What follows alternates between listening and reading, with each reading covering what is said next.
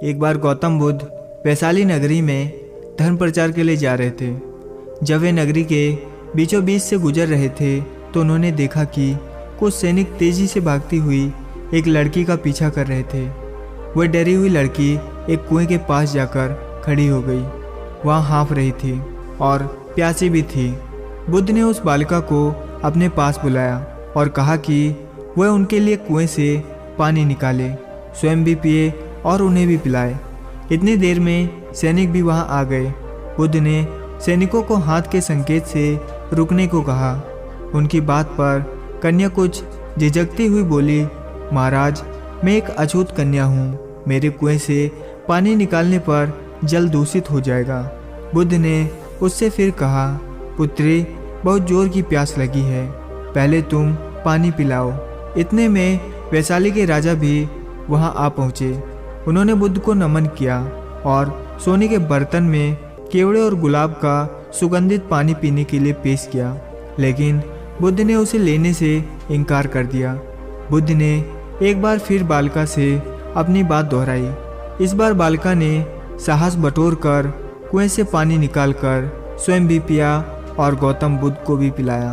पानी पीने के बाद बुद्ध ने बालिका से भय का कारण पूछा। कन्या ने बताया, मुझे संयोग से राजा के दरबार में गाना गाने का अवसर मिला। राजा ने मेरे गीत सुनकर मुझे अपने गले की माला पुरस्कार में दे दी, लेकिन उन्हें किसी ने बताया कि मैं एक अछूत कन्या हूँ।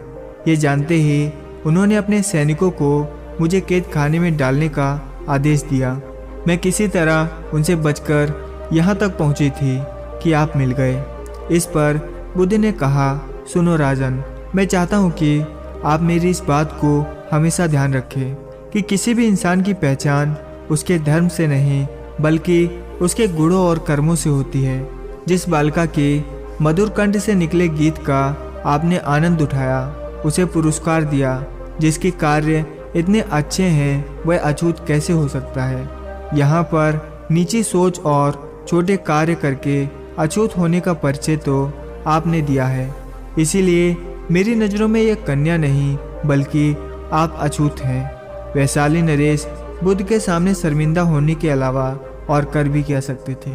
उन्होंने बुद्ध से क्षमा मांगी और वहाँ से चले गए। तो दोस्तों, इस कहानी की शिक्षा यही है कि कोई भी इंसान अपने कार्यों और विचारों से बड़ा बनता है, अपने धर्म या जाति से नहीं।